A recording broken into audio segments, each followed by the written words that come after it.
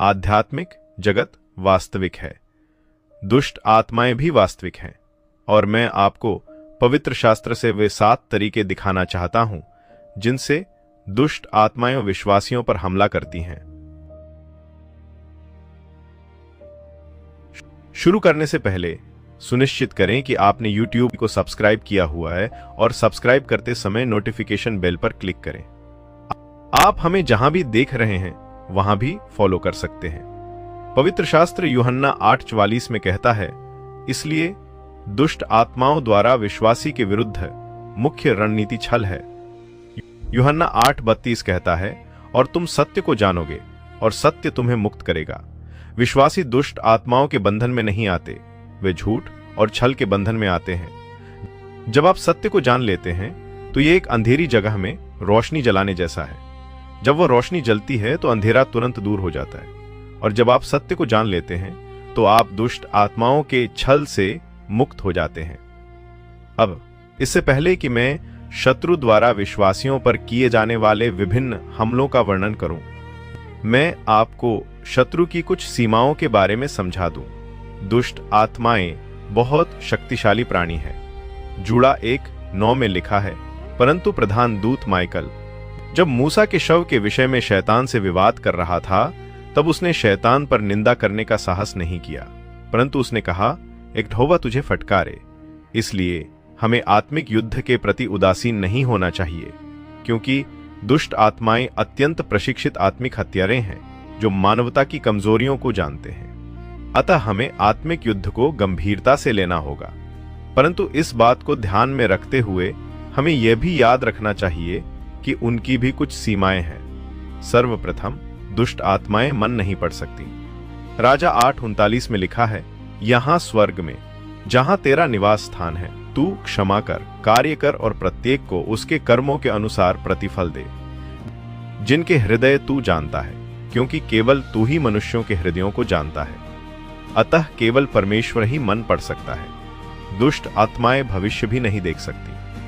यशायाह 46:9-10 में लिखा है, प्राचीन काल की बातों को याद रख, क्योंकि मैं परमेश्वर हूं और मेरे सिवा कोई नहीं। मैं परमेश्वर हूं और मेरे सा कोई नहीं।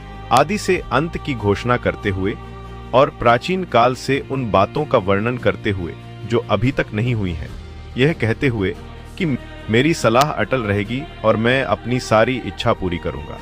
इसलिए शास्त्र कहता है कि ईश्वर के समान कोई नहीं है। कौन आदि से अंत और अंत से आदि का वर्णन कर सकता है? केवल ईश्वर ही सब कुछ देख सकता है, केवल ईश्वर ही भविष्य देख सकता है। तो फिर मानसिक शक्तियों वाले लोगों को यह शक्ति कहां से मिलती है? दरअसल राक्षस अनुमान लगाते हैं। जैसा कि मैंने अभी कुछ देर पहले बताया, राक्षसी प्राणी मानव स्वभाव को इस तरह समझते हैं जिसकी हम शायद कल्पना भी नहीं कर सकते। मानव स्वभाव को देखकर वे राजनीतिक परिस्थितियों, जलवायु परिस्थितियों, आर्थिक परिस्थितियों का अध्ययन करते हैं और मानवता और दुनिया के बारे में अपने ज्ञान के आधार पर भविष्य में क्या होगा इसकी भविष्यवाणी कर सकते हैं। इसलिए वे अनुमान लगाते हैं। यही कारण है कि मानसिक शक्तियों वाले लोग अक्सर गलत होते हैं, लेकिन कभी कभी कुछ बातें सही भी हो जाती हैं। तीसरा, राक्षस सर्वव्यापी नहीं हो सकते। अय्यूब 1:6-7 कहता है, एक दिन ऐसा आया जब परमेश्वर के पुत्र यहोवा के सामने उपस्थित होने आए और उनके बीच शत्रु भी आया, और प्रभु ने शत्रु से कहा, तू कहां से आया है? तब शत्रु ने प्रभु को उत्तर दिया, मैं पृथ्वी पर घूमता फिरता और इधर उधर चलता रहा हूं। यहां हम देखते हैं कि शत्रु यात्रा करता था। याद रखिए, यीशु ने कहा था कि जब कोई अशुद्ध आत्मा मनुष्य से निकलती है तो वह कहां जाती है? रेगिस्तान में। वह रेगिस्तान में भटकती है, वह इधर उधर घूमती है। यदि आप सर्वव्यापी हैं तो परिभाषा के अनुसार आप कहीं भी नहीं जा सकते, क्योंकि आप हर समय हर जगह मौजूद हैं। इसलिए शत्रु का चलना, दुष्ट आत्माओं का पृथ्वी पर घूमना इस बात का प्रमाण है कि वे सर्वव्यापी नहीं हैं। तो ये दुष्ट आत्माओं की सीमाएं हैं। वे आपके मन को नहीं पढ़ सकते, वे भविष्य नहीं देख सकते और वे सर्वव्यापी नहीं हो सकते।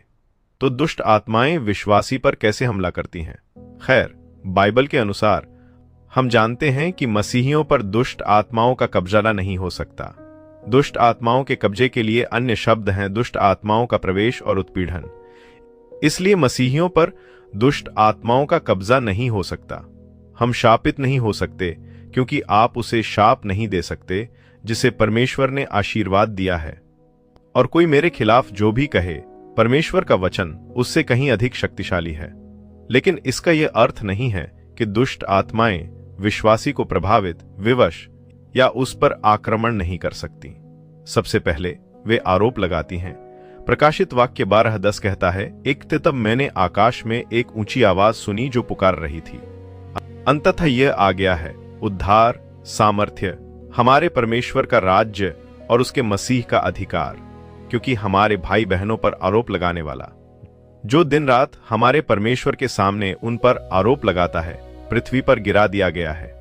बाइबल शत्रु को आरोप लगाने वाला कहती है। क्या कभी ऐसा हुआ है कि आप दिन भर आनंद और शांति से अपना काम कर रहे हों और अचानक आपको अपने द्वारा किए गए या सोचे गए किसी काम की याद आ जाए? यह शत्रु का आप पर लगाया गया आरोप है, जो आपको अपने अतीत की शर्मिंदगी पर ध्यान केंद्रित करने के लिए उकसाता है, आपको अपने अतीत के पाप से जोड़ने की कोशिश करता है। अब इस आक्रमण से मुक्त होने का समय है। यह पहचानने का समय है कि परमेश्वर ने आपको क्षमा कर दिया है और उसने आपके अतीत को उसके सही स्थान पर रख दिया है। विश्वासियों पर होने वाला यह हमला बहुत आम है, क्योंकि शत्रु नहीं चाहता कि आपको शांति मिले। शत्रु चाहता है कि आप अपने अतीत को लेकर शर्मिंदा रहें। शत्रु चाहता है कि आप लगातार सतर्क रहें, इस चिंता में डूबे रहें कि कहीं आपका अतीत आपको पकड़ न ले और आपका जीवन बर्बाद न कर दे। नहीं, यह तो शत्रु का आरोप है। और अब समय आ गया है कि हम परमेश्वर की शांति में रहें। दूसरा है प्रलोभन।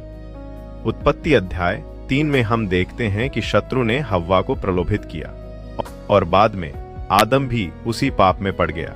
लेकिन जब शत्रु हव्वा को प्रलोभित करने गया तो उसने सबसे पहले परमेश्वर के वचन को चुनौती दी। इसका परिणाम यह हुआ, उत्पत्ति 3:6 स्त्री को यह विश्वास हो गया कि उसने देखा कि वृक्ष सुंदर है और उसके फल स्वादिष्ट लग रहे हैं, और वह उस ज्ञान को पाना चाहती थी जो उससे प्राप्त होगा। इसलिए उसने कुछ फल लिए और खा लिए।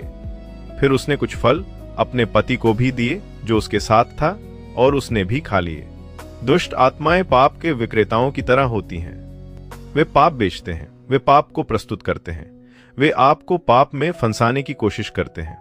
और याद रखिए, वे आपको कभी भी ऐसी कोई चीज नहीं देंगे जिसमें आपकी रुचि न हो। जब शत्रु आपको लुभाता है तो वह आपको उन चीजों से लुभाएगा जो आपको लुभाती हैं। वह आपकी कमजोरी का फायदा उठाएगा। इसलिए यह निश्चित रूप से शत्रु का हमला है। शत्रु ने विवाह, परिवार और धार्मिक कार्यों को इसी तरह से नष्ट किया है।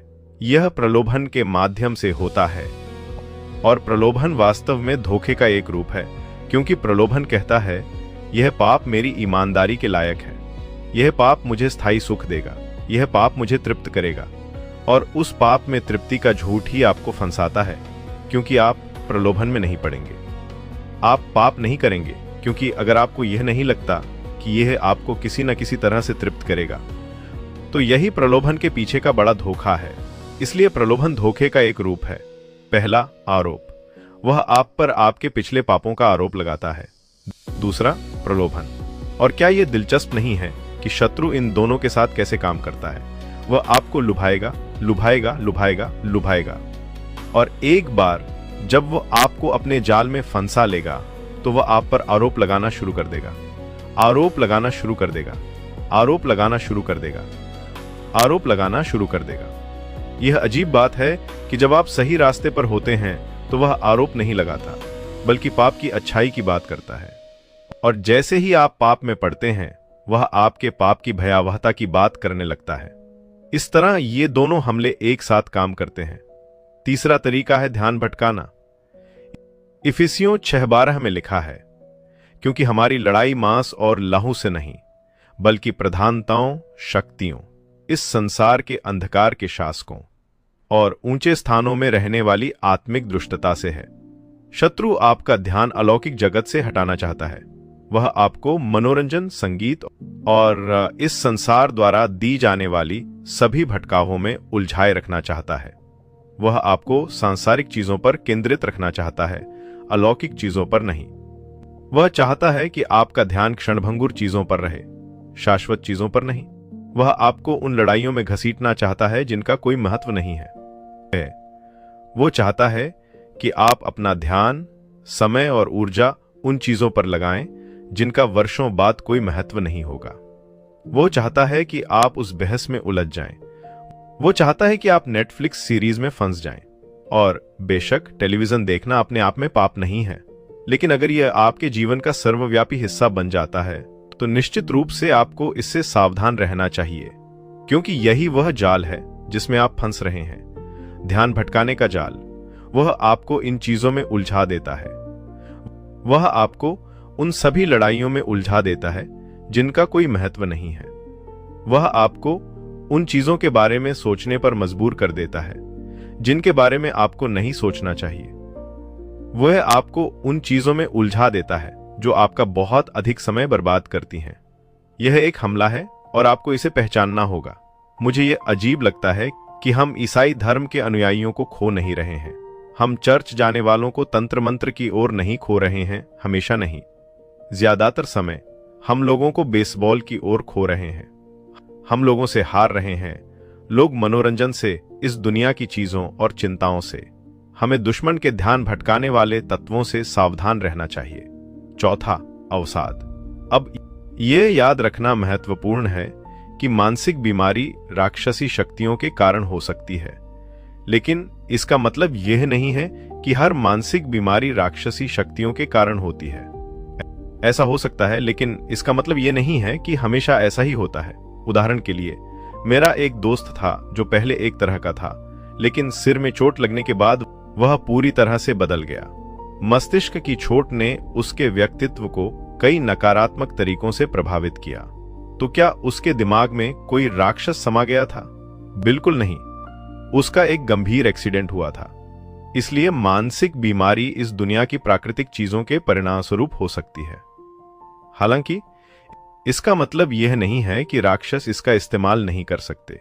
इसलिए कभी कभी राक्षस मानसिक बीमारी का कारण बन सकते हैं, लेकिन इसका मतलब यह नहीं है कि हर मानसिक बीमारी किसी राक्षसी शक्ति के कारण होती है। ऐसा हो सकता है, लेकिन इसका मतलब यह नहीं है कि हमेशा ऐसा ही होता है। मेरा मतलब है प्रभावित करना कि दुष्ट आत्माएं किसी को अवसाद से पीड़ित देखकर उस अवसाद को और भी तीव्र और लंबा कर देती हैं। मान लीजिए किसी माता पिता का बच्चा मर जाता है। अगर कोई माता पिता अपना बच्चा खो देते हैं तो निश्चित रूप से वे किसी न किसी रूप में अवसाद का अनुभव करेंगे। उनके लिए एक स्थायी उदासी रहेगी, लेकिन शत्रु उस स्थिति में हस्तक्षेप कर सकता है और लगातार झूठ बोलकर उस अवसाद को और भी तीव्र और लंबा कर सकता है। इसलिए हम हर बार यह हठधर्मी होकर नहीं कह सकते कि यह निश्चित रूप से एक दुष्ट आत्मा है, और हम दूसरी तरह से भी हठधर्मी होकर हर बार यह नहीं कह सकते कि यह मानसिक बीमारी है, यह कोई दुष्ट आत्मा नहीं है। कभी कभी यह होता है, कभी कभी नहीं होता, और कभी कभी यह दोनों का मिश्रण होता है। लेकिन दुष्ट आत्माएं विश्वासी को प्रभावित करने का एक तरीका अवसाद के माध्यम से है, और वह अवसाद धोखे से उत्पन्न होता है। वे एक झूठ पर विश्वास करते हैं, एक ऐसा झूठ जो इतना सरल है कि मैं अकेला हूं। वे उस सत्य को भूल जाते हैं जहां परमेश्वर ने कहा है, मैं तुम्हें कभी नहीं छोड़ूंगा और न ही तुम्हें त्यागूंगा, और वे उस झूठ को अपना लेते हैं। और तो एक बार जब उन्हें लगता है कि वे अकेले हैं तो वे अकेलापन महसूस करते हैं। एक बार जब वे अकेलापन महसूस करते हैं तो वे अकेले ही काम करते हैं, और एक बार जब वे अकेले काम करते हैं तो ये एक व्यवहारिक पैटर्न बन जाता है। इस व्यवहारिक पैटर्न को हम बंधन कहते हैं, लेकिन यह सब मन में निहित है। उन्हें भूत प्रेत भगाने की जरूरत नहीं है। उन्हें इस सच्चाई को जानने की जरूरत है कि ईश्वर उनके साथ है और यही उन्हें अवसाद से मुक्ति दिलाएगा। यह सिर्फ एक उदाहरण है कि कैसे एक झूठ अवसाद का कारण बन सकता है, लेकिन ऐसे कई झूठ हैं जो अवसाद का कारण बन सकते हैं, है ना? जैसे ईश्वर ने मुझे क्षमा नहीं किया, जैसे ईश्वर ने मुझे अस्वीकार कर दिया, जैसे कोई मुझसे प्यार नहीं करता, जैसे मेरा जीवन जीने लायक नहीं है। ये ऐसे झूठ हैं जो जड़ पकड़ लेते हैं, लेकिन यह झूठ छल है और यह छल अवसाद का कारण बनता है। तो कभी कभी यह शैतानी होता है। कभी कभी नहीं, कभी कभी दोनों। लेकिन हमें इन झूठों को पहचानने के लिए सतर्क रहना चाहिए ताकि हम शत्रु के इस हमले से मुक्त हो सकें। 5वां, भय या चिंता। 1 पतरस 5:6-7 कहता है, इसलिए परमेश्वर के सामर्थ्य के अधीन स्वयं को नम्र करो ताकि वह उचित समय पर तुम्हें ऊंचा उठाए, और अपनी सारी चिंताएं उस पर डाल दो, क्योंकि वह तुम्हारी परवाह करता है। शत्रु ने मुझ पर गंभीर आक्रमण करने के लिए जिन तरीकों का इस्तेमाल किया, उनमें से एक था चिंता। वह लगातार मुझसे झूठ बोलता था, मुझे बताता था कि सबसे बुरा ही मेरा सच होगा। क्या यह आश्चर्यजनक नहीं है कि शत्रु ऐसा कैसे करता है? वह तुम्हारे कान में सबसे बुरे हालात फुसफुसाता है, कहता है कि यह होने वाला है या वह होने वाला है, या वह बुरी घटना घटेगी, या तुम निश्चित रूप से उस प्रियजन को खो दोगे। अब हम समझते हैं कि विश्वासी होने के नाते हम त्रासदियों का सामना करते हैं, हम दिल टूटने का सामना करते हैं, हम दर्द का सामना करते हैं। लेकिन इस तरह सोचना, सबसे बुरे हालात के बारे में सोचना, वास्तव में अति है, और शत्रु तुम्हें इसी तरह जीने देना चाहता है। वह लगातार सबसे बुरे संभावित परिणामों का सुझाव देता रहेगा, और यदि तुम सावधान नहीं रहोगे तो तुम इसे पहचान नहीं पाओगे, और यदि तुम उस झूठ को नहीं पहचान पाओगे तो तुम उस झूठ को अस्वीकार नहीं कर पाओगे, और यदि तुम उस झूठ को अस्वीकार नहीं कर पाओगे तो तुम अनजाने में उसे अपना लोगे, वह झूठ। और इसलिए आप इस व्यामोह और चिंता की स्थिति में रहते हैं जहां आप हमेशा बहुत तनावग्रस्त और बेचैन रहते हैं, और मानो अपना मानसिक संतुलन खोने वाले हों, और आपके आसपास के लोग इसे महसूस कर सकते हैं। यह शत्रु का हमला है। चिंता अवसाद की तरह कभी कभी प्राकृतिक जगत में निहित हो सकती है, कभी कभी किसी शैतानी शक्ति के कारण हो सकती है, और कभी कभी दोनों का संयोजन हो सकती है। 6, पीड़ा या मानसिक कष्ट। 2 कुरिन्थियों अध्याय 12 पद 5 से शुरू होकर यह कहता है कि अनुभव गर्व करने योग्य है, लेकिन मैं ऐसा नहीं करने जा रहा हूं। मैं केवल अपनी कमजोरी पर गर्व करूंगा। अगर मैं गर्व करना चाहता तो ऐसा करने में मैं मूर्ख नहीं होता, क्योंकि मैं सच कह रहा होता। लेकिन मैं ऐसा नहीं करूंगा क्योंकि मैं नहीं चाहता कि कोई भी मुझे मेरे जीवन में जो दिखता है या मेरे संदेश में जो सुनाई देता है उससे अधिक श्रेय दे, भले ही मुझे परमेश्वर से इतने अद्भुत रहस्योद्घाटन प्राप्त हुए हैं। इसलिए मुझे घमंडी होने से बचाने के लिए मुझे मेरे शरीर में एक कांटा दिया गया, शैतान का एक दूत जो मुझे सताता है और मुझे घमंडी होने से रोकता है। इसलिए पौलुस यहां प्रेरित उस मानसिक पीड़ा के बारे में लिख रहे हैं जिससे वे पीड़ित थे। किसी ने उनसे यह नहीं कहा, पौलुस तुम्हें भूत प्रेत भगाने की रस्म करानी चाहिए, क्योंकि जैसा कि हम जानते हैं मसीहियों को भूत प्रेत भगाने की जरूरत नहीं होती, और मसीहियों को कभी भी ऐसी किसी चीज से नहीं गुजरना चाहिए जो भूत प्रेत भगाने जैसी लगे। हम सच्चाई को जानकर, पवित्र जीवन जीकर, परमेश्वर के प्रति समर्पण करके, पश्चाताप करके और उनकी क्षमा मांगकर आजाद होते हैं, न कि रीति रिवाजों और अंधविश्वासों से।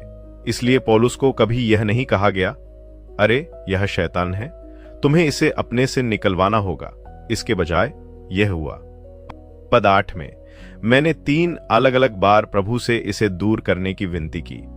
हर बार उन्होंने कहा, मेरी कृपा ही तुम्हारे लिए काफी है, मेरी शक्ति कमजोरी में सबसे अच्छा काम करती है। इसलिए अब मैं अपनी कमजोरियों पर गर्व करने में प्रसन्न हूं, ताकि मसीह की शक्ति मेरे द्वारा काम कर सके।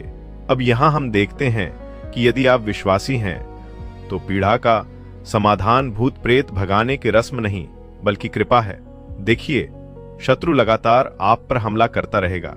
मन में ऐसे विचार आना जो पीड़ादायक हों, शायद हिंसक या अत्यधिक यौन प्रकृति के हों, या ऐसे विचार जो आपको भयभीत कर दें। यह डराने धमकाने से अलग है, क्योंकि इसमें केवल भय उत्पन्न करना ही शामिल नहीं है। इसमें भ्रम उत्पन्न करना, ईश्वर के साथ अपने संबंध पर संदेह पैदा करना, आपको अस्थिर महसूस कराना और मन को व्याकुल रखना शामिल है। और दुष्ट आत्माएं आपके भविष्य, आपके अतीत, आपके वर्तमान, आप कौन हैं, आपके आसपास के लोग कौन हैं, वास्तविकता, ईश्वर के बारे में बातें करती हैं। वे आपको पीड़ा पहुंचाने के लिए हर बात पर झूठ बोलती हैं। लेकिन यहां प्रतिक्रिया अनुग्रह है। लेकिन इस बात का ध्यान रखें, क्योंकि जब आप पाते हैं कि आपका मन शांत नहीं है, आपका मन अशांत है और आप अपने मन में पीड़ा महसूस करते हैं, तो ध्यान रखें कि यह शत्रु का हमला है। यह निराशावाद आपके चारों ओर एक गहरा अंधकारमय भाव पैदा करता है। यह पीड़ा या कष्ट का हमला है। अंत में 7वां बिंदु, विचारधारा थोपना। गलातियों 3:1 कहता है, हे मूर्ख गलातियों, किसने तुझ पर दुष्ट मंत्र डाला है या किसने तुझे सम्मोहित किया है? और यूनानी में इसका शाब्दिक अर्थ है, किसने तुझे धोखा दिया है, क्योंकि यीशु मसीह की मृत्यु का अर्थ तुझे इतना स्पष्ट कर दिया गया था, मानो तूने क्रूस पर उसकी मृत्यु का चित्र देखा हो। अतः यहां शास्त्र गलातियों पर आने वाले इस धोखे का वर्णन कर रहा है, जो उन्हें एक भिन्न सुसमाचार पर विश्वास करने के लिए प्रेरित कर रहा है। 1 तीमुथियुस 4:1-2 तक कहता है, पवित्र आत्मा हमें स्पष्ट रूप से बताता है कि अंतिम समय में कुछ लोग सच्चे विश्वास से विमुख हो जाएंगे। वे धोखेबाज आत्माओं और दुष्ट आत्माओं से आने वाली शिक्षाओं का अनुसरण करेंगे। ये लोग पाखंडी और झूठे हैं और उनके विवेक सुन्न हो गए हैं। अतः धर्म प्रचार शत्रु के आक्रमण का एक अन्य रूप है, जहां शत्रु हमें ऐसे सिद्धांतों पर विश्वास करने के लिए प्रेरित करता है जो विचलित करने वाले, पीड़ादायक, विचित्र या बाइबल विरोधी हैं। और ईसाई इन सिद्धांतों के प्रति आसक्त हो जाते हैं, जिनका अंत में कोई महत्व नहीं रह जाता। आप जानते हैं, ईसाई जीवन, यद्यपि यह हमेशा आसान नहीं होता, बल्कि सरल होता है। आध्यात्मिक चीजें सरल होती हैं, धार्मिक चीजें हमेशा जटिल और पेचीदा होती हैं। जब आप यीशु का अनुसरण करते हैं तो आप उनसे प्रेम करते हैं, पवित्र जीवन जीते हैं, दूसरों से प्रेम करते हैं, ईश्वर की आराधना करते हैं, वचन में लीन रहते हैं, प्रार्थना में लीन रहते हैं। ये सरल बातें हैं, लेकिन कभी कभी शत्रु आपको गलत शिक्षा देकर पीड़ा पहुंचा सकता है, और ये दोनों हमले मिलकर बहुत प्रभावी होते हैं। कुछ सिद्धांतों पर विश्वास दिलाकर वह मानसिक पीड़ा उत्पन्न कर सकता है।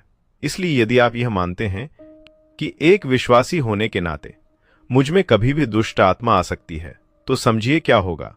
आपका जीवन बहुत ही संशयपूर्ण हो जाएगा और आप लगातार दुष्ट आत्माओं के बारे में सोचते रहेंगे, और आपको ऐसा भी महसूस हो सकता है कि आप पर किसी बुरी आत्मा का कब्जा है, क्योंकि आपने खुद को यही विश्वास दिला दिया है। उदाहरण के लिए, एक बार मैं रोमियो की पुस्तक पढ़ रहा था।